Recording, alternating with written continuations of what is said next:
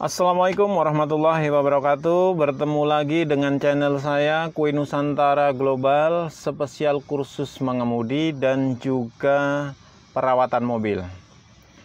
Oke, kali ini saya akan berbagi mengenai tutorial kursus mengemudi.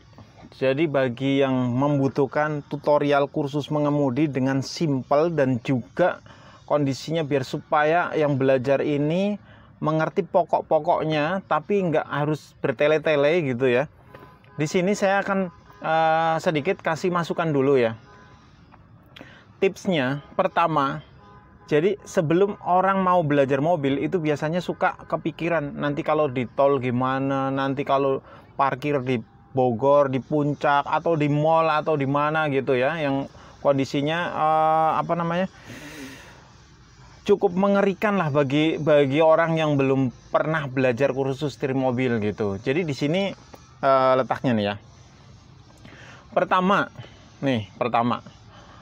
jangan pernah memikirkan hal yang belum punya ilmunya. Ya kan? Jangan pernah memikirkan hal yang belum punya ilmunya. Kenapa? Karena nanti kita akan bertanya-tanya, hanya tanda tanya besar. Jadi lebih baik adalah taruh dulu pemikiran-pemikiran yang seperti contoh kayak kalau ke tol atau ke jalan raya itu kok ngeri gitu ya. Udah, itu taruh aja dulu daripada nanti mengganggu konsentrasi. Nah, terus keduanya lebih baik adalah nikmati per session. Contohnya nih, sekarang sesi lapangan luas. Kalau pertama belajar itu paling efektif itu adalah menggunakan lapangan luas lengkap dengan trafikon atau patok-patok ya.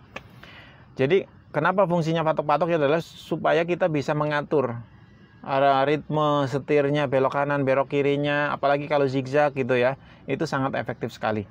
Nah, terus yang ketiga itu adalah kalau kita mau belajar mobil dengan sempurna, yaitu belajar mobil itu nggak mungkin langsung pinter bro.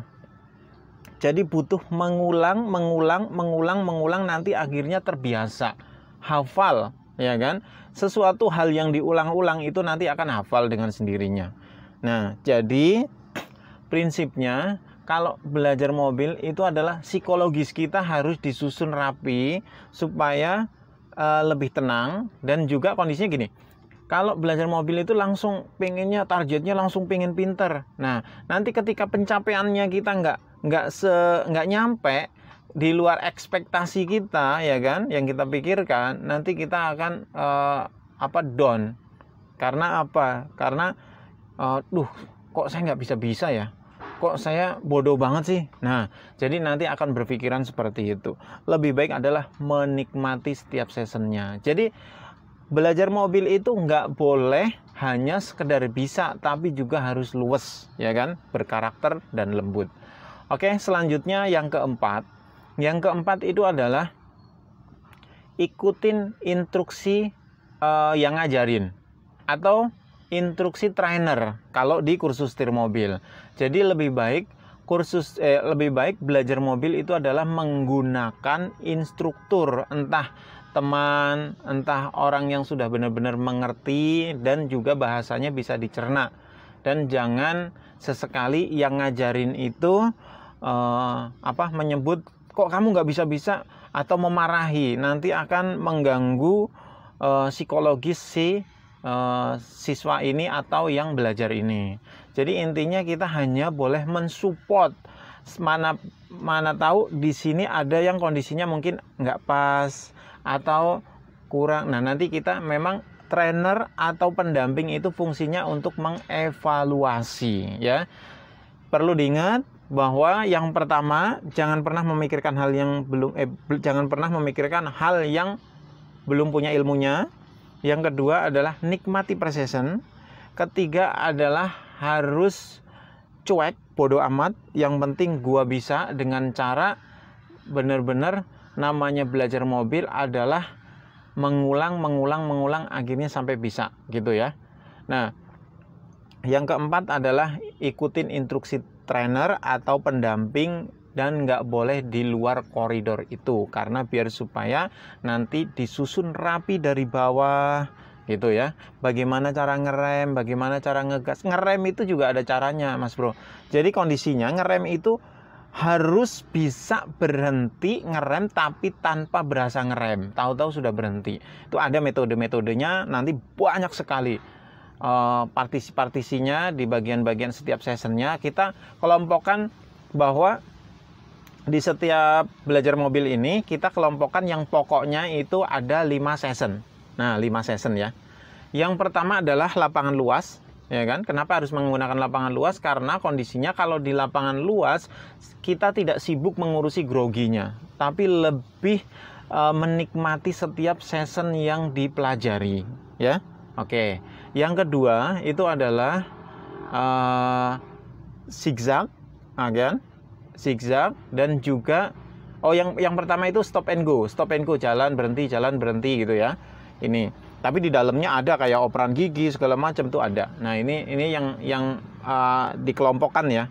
Nah, terus keduanya adalah zigzag dan juga masuk ke jalan perumahan-perumahan yang ada polisi tidur, jalan rusak dan juga persimpangan. Ya kan? Yang ketiga itu adalah tanjakan. Trik tanjakan itu harus bisa, karena ini krusial, Bro. Karena kondisinya gini, kalau kita sudah menguasai trik tanjakan, ya kan, kita benar-benar sudah menguasai mobil. Jadi trik tanjakan itu adalah harus bisa berhenti di tanjakan tanpa menggunakan rem, hanya menggunakan keselarasan kopling dan gas. Ntar rusak dong mobilnya. Oh, enggak juga. Rusak itu ada hal-hal yang kita langgar atau kondisinya tanpa ada pendamping. Itu biasanya yang bikin rusak, nanjak, gasnya kenceng, koplingnya separoh. Nah, itu juga nggak boleh. Tapi kalau untuk belajar kita ada aturannya dan ada takaran-takarannya yang supaya mobil itu lebih bagus gitu ya. Nah, terus keempat, belum lanjut. Yang ketiga itu trik tanjakan, ya kan? Di sini ibarat makan itu adalah nasinya, bahan pokoknya.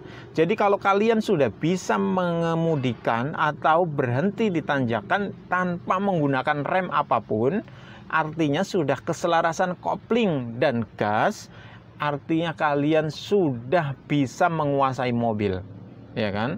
Nanti tinggal belajar safety drivingnya atau berkendara yang aman, nyaman, dan benar.